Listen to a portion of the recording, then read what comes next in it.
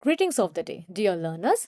This is Dr. Shaumili Mandal, an assistant professor of English at Vasant Kanya Mahavidyalaya, admitted to the privileges of Banaras Hindu University, and I am here with lecture 5, that is Oral Poetry of South India, from my second module, Finding Folk Through Oral Poetry. So, here we'll be talking about the various oral poetry traditions which are preserved and predominant in South India. So, firstly, we'll talk about the distinct features of the Dravidian oral poetry. The rich and varied history of oral poetry in southern India has been influenced by historical, cultural, and linguistic factors, primarily written in Malayalam, Tamil, Telugu, and Kannada, each with its own phonetic and syntactic patterns. They are sung or recited in rhythmic matters, include Vachana, Kannada free verse, Ashu Kavi, spontaneous poetry, and Venpa. With poets like Andal, Tamil, Basavanna, Kannada, and Annamacharya, Telugu, Bhakti devotional poetry flourished. Having intense spiritual and emotional need, frequently speaking to deities like Shiva, Murugan, or Vishnu, inspired them. The Tamil Puram poetry, which comes from Sangam literature, emphasizes bravery and honor while extolling warriors and monarchs. The Kannada Veershaiva poetry honors social reformers and warriors. In Tamil Sangam poetry, topics are connected to particular ecological zones, the coast, woods, mountains, etc., through detailed descriptions of landscapes, vivid natural metaphors which convey societal truths, love, or separation. We have the very famous Basavanna and Akka Mahadevi's Kannada Vachan poetry, which criticized gender injustice and caste. We have folk poetry that blends social messages with storytelling, such as Burakatha in Telugu and Vilupattu in Tamil. Also, they are transmitted from one generation to the next by temple singers, bards, and Harikatha, who are the storytellers. Interactively, they engage audience and they occasionally use improvisation. Next, we are going to talk about the Tamil oral poetry, or you can say the oral poetry from Tamil Nadu. Okay, so here we have a prominent component of Tamil Nadu's cultural legacy, which is oral poetry, especially in the Sangam style.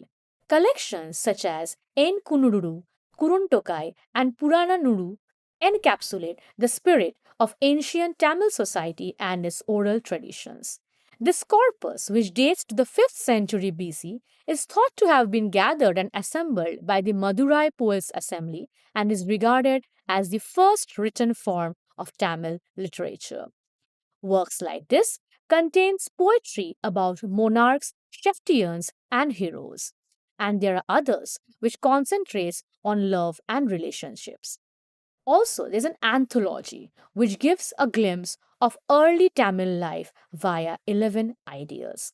It is thought that a large number of the poetry in Sangam literature were first passed down orally, with bards traveling around and chanting the praise of their own patron chiefs. The poems provide a thorough understanding of ancient Tamil civilization by addressing a variety of subjects including love, battle, nature, and social life. Also, there is N Kurunuru, a compilation of 500 brief poetry, Kuruntokai 400 brief poems, and the 400 poems in Nadinnai are all about landscapes. Also, there are 400 poems honoring monarchs, chieftains, and heroes, which make the Purananuru. The 10 poems of Pattirupattu also honors the Chera kings. There are 473 poets in this collection, including about 102 anonymous poets who wrote 2,381 poetry in Tamil. Of these, 16 poets make up over half of the Sangam literature, with Kapilar the most prolific, making up slightly under 10% of the total corpus. The length of these poems range from 3 to 782 lines, with the exception of shorter, more devotional poems like Paripatal that honor Vishnu and Murugan. The majority of the Sangam's era bardic poetry is about love, akam, and battle puram. About a large number of poets who wrote the Sangam literature, they were anonymous. The poets were from a variety of backgrounds, including royal families, merchants, farmers, according to Nilakanta Shastri. Women also made up at least 27 of the poets. According to Nilkant Shastri, these poets came from being in an environment where Tamil society has already mingled and became inseparable from North Indian society, that is, the Indo Aryan society, and both groups shared literary practices, mythology, and ideas. Etuttokai is a collection of 8 anthologies of Tamil poems, each with a unique theme. Natrinai, first published in 1900, also features numerous phrases and Indo-Aryan loanwords. Kurunthokai, a collection of short poems by over 200 poets from Chera, Chola, and Pandya kingdoms, is influenced by Sanskrit. Inkurunuru, a collection of 100 short stanza poems, is a 2nd century AD collection. Pathirupattu, a collection of 10 sections of poems, praises Chera kings. Padipatal, a collection of prayers and praises, is dedicated to deities and sacred bullfighters. Akananuru explores love and personal emotions, with recurrent themes of the young woman's friend and local flora and fauna. Pattu Pattu is a collection of poems that celebrate Lord Murugan, that depicts features of a woman and discuss various lifestyles. The poems are divided into 6 sections, each dedicated to a temple. The first section is dedicated to Muruga's 6 renowned temples. The second section focuses on the 2nd century C Chola kingdom and the river Kaveri. The third section also is about the lifestyles of the Tamil Sheftian Tontaiman. The fourth section also tells this love story of a hill tribe chieftain and the young women. I have attached a photo of a certain very famous oral poet from Tamil poetry, and you have to identify. The next, we are going to talk about the Malayalam oral poetry.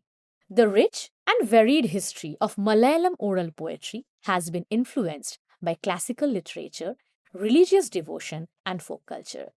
Kerala's oral poetry traditions are a reflection of the history, language development, and performing customs of the area. Key elements of Malayalam oral poetry are they are deeply ingrained in agrarian, tribal, and ritualistic traditions. These poems are often sung or chanted during festivals, religious ceremonies, and social gatherings. Also, there are ballads of northern Kerala called Vadakkan Pattukal, which are heroic ballads narrating the valor of the legendary warriors of the Malabar region, such as Aromal Chekavar, Thacholi Othenen, and Unniyarcha. Also, we have the duels, which are fought by the warrior clans. Similar to Varakkan Pattukal, we have Thekkan Pattukal, which are the ballads of southern Kerala and focuses on the soldiers and monarchs of Cochin and Travancore. For instance, the tale of a valiant warrior from southern Kerala is told by Itikombam Pattukal. Also, we have the Song of the Bow. And this style, which is played on a bow shaped instrument called a Villarichan, combines music with storytelling.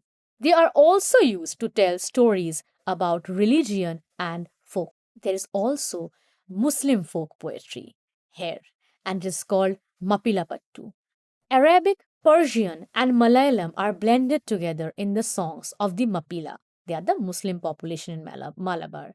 For instance, Badar Padapattu by Moinkutti Vaidiyar, which exalts the Battle of Badra. In Malayalam, devotional oral poetry is very common, particularly in Christian and Hindu traditions. We have the Bhakti poetry, despite the fact that these writings were first passed down orally. Ejuthuchan is regarded as the founder of Malayalam literature. I have attached here a photo of Ejuthuchan. Adhyatma Ramayanam, for instance, was chanted in household and temples. In Kairali temples, there is the Gyanappana, the Song of Knowledge, by Punanthanam which is still sung. Poetic recitations that honor gods, heroes, and spirits accompany the ritual, also dancing style as Theyam. For instance, Pottan Theyam emphasizes social justice by representing a Dalit deity. Also, the St. Thomas Christians sing Margam Kallipattu, which tells the story of St. Thomas' life in Kerala. Manipravalam poetry, which combines Sanskrit and Malayalam, is a literary genre that blended Malayalam and Sanskrit. Manipravalam means literally ruby and coral, which was frequently performed in temples and courts.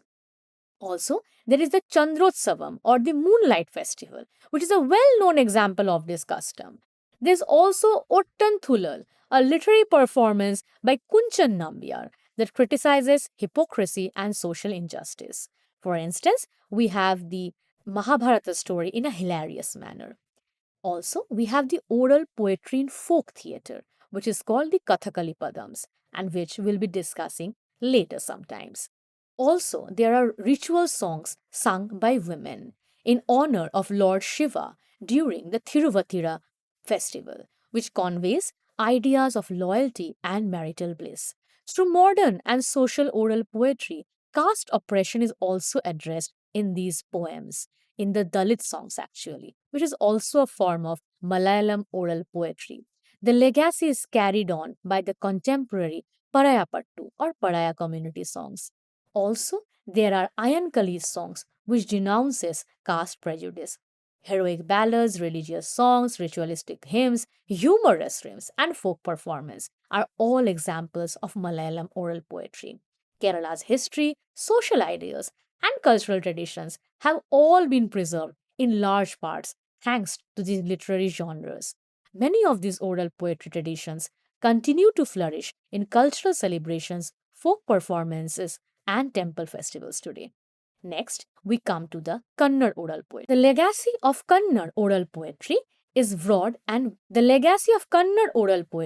broad and varied, and we can find it in the state of Karnataka.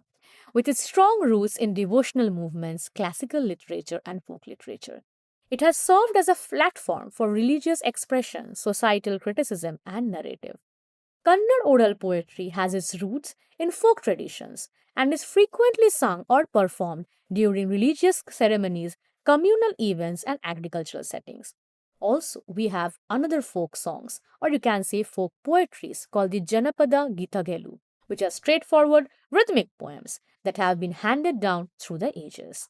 Love, bravery, agriculture, environment, and societal conventions are the main themes. For instance, the traditional harvest song Ragale Haru honors the wonders of farming and the natural world. Also, there are philosophical songs called Lavani and Tattva Padagalu in particular, which are when the traveling bards are performing and in hilarious and caustic Lavani tunes.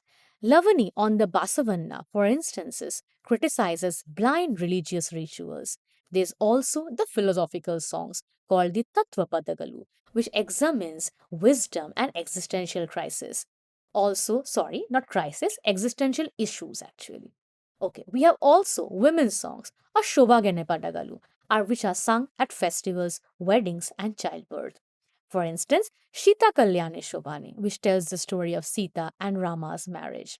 There are also Shaivit traditions in Karnataka, which are associated with Viragase, or warrior dance songs, which are performed with storytelling and theatrical gestures.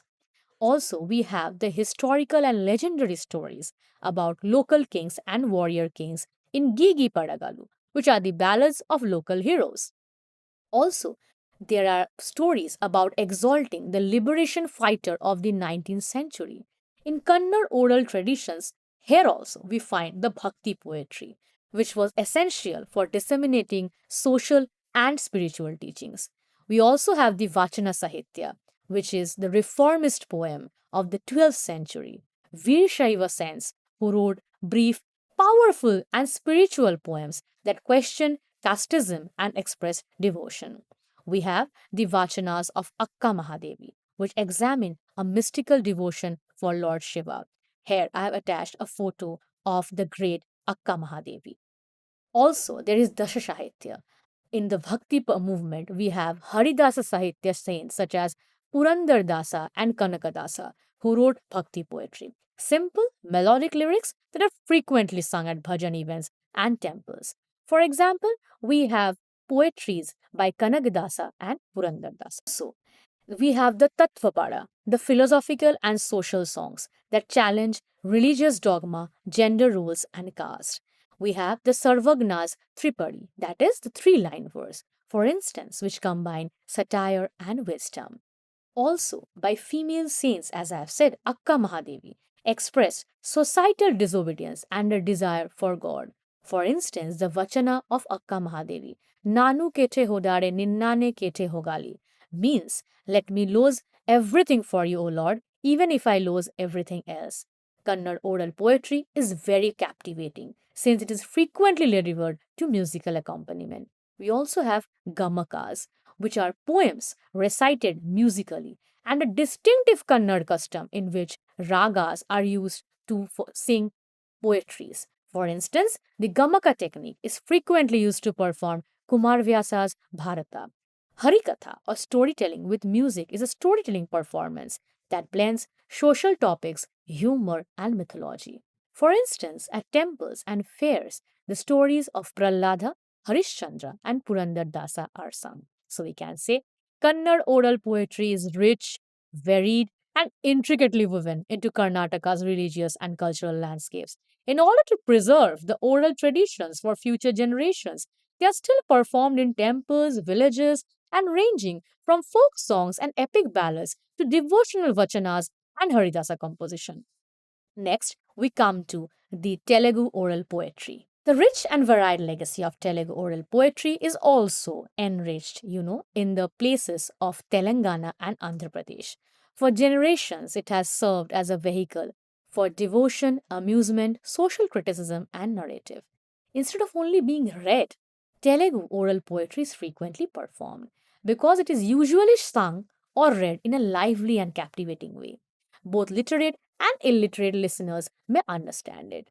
Street entertainers, bards, and folk singers all employ expressive gestures and vocal modulations to heighten their impact. A lead vocalist delivers a story in Burakatha, a traditional storytelling style, while two co performers provide comic relief and chorus. Oral poetry also uses regional dialects and colloquial language, which makes it approachable to the general public in contrast to the classical Telugu poetry, which adheres to rigid grammatical standards and Sanskritized diction. For instance, Janapada Patalu, which are the folk songs, are sung by shepherds and agricultural laborers, include regional vocabulary and rustic expressions. We have numerous Telugu oral poems which address caste prejudice, inequalities, and repressive regimes, reflecting current socio political realities. They also serve as instruments for societal change. For instance, Andhra Pradesh communist and peasant movements created revolutionary folk songs known as Erapatalu, red songs which promote justice and workers' rights. Components in Telugu oral traditions are rich in devotional poetry, which frequently recounts tales of gods, saints, epics such as the Ramayana and the Mahabharata. Bhajanas, community festivals, and temple rites all make use of these poems. For instance, poets narrate Hindu mythical tales using music and moral lessons in the well known storytelling tradition known as Harikatha. Also, there is spontaneity and improvisation. Oral poets often add more poems, sarcasm, or humor in response to audience response. The flexibility maintains the performance vibrancy and interest. Example, depending on the situation, performers can dynamically change the story in Dappu Katha, a folk performance accompanied by a drum, dap. Also, the strong musical and rhythmic components in Telugu poetry is easy to memorize and transmit between generations since it is frequently put to a distinctive rhythm and tune. They are commonly utilized instruments which are used for these performances, and they are the madella, dappu, and tambura. For instance, in the narrative ballad style known as Oggu Katha, vocalists narrate tells of goddesses such as Mallana and Yelamma using rhythmic patterns. Also, the poets employs refrains, similes, metaphors, and repetitive phrases to help with recall because spoken poetry is based on memorization. Exaggerated metaphors and lyrical repetition, for instance, give Chindu Bhagavatam, a folk theatre genre, its dramatic and unforgettable performances. Also, there is proper community involvement where the audiences frequently actively participate in these poetries by singing along, contributing lines, or just responding. Without written records, the oral tradition makes sure that poems and stories are recorded and transmitted from one generation to the next. We have the Kolatam or stick dance songs, poetries, which are also an example of how the entire community joins in and sings and dances in a rhythmic circle. Also, oral poetry in Telugu is a lively and developing practice that combines entertainment, culture, and history. It remains a potent tool for storytelling and expression, whether through Burakatha, Harikatha, or the evolutionary Erapatalu. Next, we are going to talk about the oral poems of the southern tribes. Okay, so now we are going to talk about the oral poems of the southern tribes. The rich oral traditions of South Indian tribal communities, such as the Gonds, Todas, Kurumbas, Irulas, Badagas, Koyas, and Chenchus, reflect their history, beliefs, customs, social structures, and interactions with the natural world. Through narrative, song, and performance, these oral poems are frequently maintained and transmitted over generations. The natural environment that the tribes live in has a significant impact on tribal oral poetry. It frequently depicts animals, rivers, mountains, woods, and the change of the seasons as both sacred and essential to existence. Irula forest songs in Kerala also, the Irula tribe, who are renowned for their profound understanding of forests, sing songs honoring rivers and trees as if they were members of the family. Tamil Nadu, Karnataka's Kurumba hunting poetries recount the hunt and acknowledge the harmony of nature while pleading with the spirits of the prey. Ancestor worship, creation tales, and mythology concerning gods and spirits are all told in several tribal oral poems. These tales describe how the earth, its inhabitants, or religious customs came to be.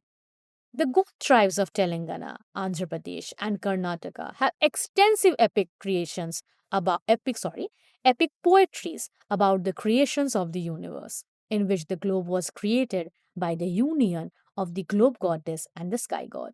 The Badagas of the Nilgiris perform devotional songs about their goddess Hetayamma, who guards their community, according to Tamil Nadu's Badaga songs. Rituals including births, marriages, harvest festivals, and funerals all involve tribal poetry. These songs are frequently played with traditional instruments during public events. Toda buffalo songs, sung by the Nilgiris in Tamil Nadu, are the Toda people, who place a high value on their sacred buffaloes, perform funeral songs in remembrance of them. The Chenchu wedding songs in Andhra Pradesh, Telangana are also very significant, as these songs are sung during weddings, frequently features amusing interactions between the families of the bride and groom, or take the example of Koya harvest songs from Telangana and Andhra Pradesh. These are hymns which are sung at harvest festivals, and they give the thanks and gratitude to the natural gods for a bountiful crop. Many oral poetries includes moral instruction, imparting virtues like solidarity, courage, integrity, and reverence for the natural world. They frequently employ mythical characters or animals as emblems. Also, we have the animal emblems, or you can say the animal tales of the Koya tribe, who are in Andhra Pradesh, Telangana. These songs teach lessons on survival, wisdom, and greed through the use of animal characters. We have the Kurumba trickster tales in Tamil Nadu, Karnataka, and they tell the story of cunning warriors who conquer obstacles by using wit instead of power. Because the majority of tribal groups have historically lacked a written script, their poetry is transmitted orally through dance, music, and storytelling. Participation from the audience is also frequently encouraged. Kani tribe storytelling songs in Kerala are very prominent as the elders use these songs to teach younger generations at gatherings at night. Also, we have the call and the response songs in Karnataka, Telangana, and Lambadi in Banjara, which are rhythmic songs in which a leader sings verses and the ensemble responds in unison. Using indigenous instruments like flutes, tamates, that are the small drums, dappu, the drums, tribal oral poetry is frequently presented with straightforward melodies and rhythmic beats. Alliteration, repetition, and refrains are common poetic devices used to improve rhythm and memorization. The Telangana and the Andhra Pradesh Koyadappu songs are performed to drum beats. Also, they go with group beat dancing. We can say that that the song that which I'm mentioning, like the songs, like I'm saying the Andhra Pradesh Koyadappu songs, they're actually poetries which are recited with a musical instrument and in rhythms. We can see what we say as poetries are actually chanted and performed more in the southern parts of India. Rather than just reciting the poetries, they are performing the poetries. And then, in a process, the oral poetry are becoming songs with accompaniments and the rhythm. Also, there are Tamil Nadu's Badaga lullabies, which are gentle, repeating tunes that are sung to babies to help them memorize them. We also have the tribal poetry, which has been used as a means of protest against oppression, exploitation, deforestation, and land expansion. Some songs bemoan the erosion of their culture, identity, and as a result of modernization. The Gond rebel songs from Telangana, Andhra Pradesh tells the story of Komaram Bhima, a tribal chieftain who opposed the Nizam's reign and the abuse of landlords. Tamil Nadu's, Kerala's Irula protest songs are a critique of the loss of traditional land rights and deforestation. Here I have attached a photo of a very prominent activist of the oral poetry tradition of South India. Now, learners, it's your activity, or you can say your work, to recognize this particular prominent women. So, here we come to the end of the fifth lecture of our second module. And here we can say that I have tried to kind of make a connection with the various forms, the oral poetry traditions, and I will give you some more information about more genres in my next lectures. Thank you.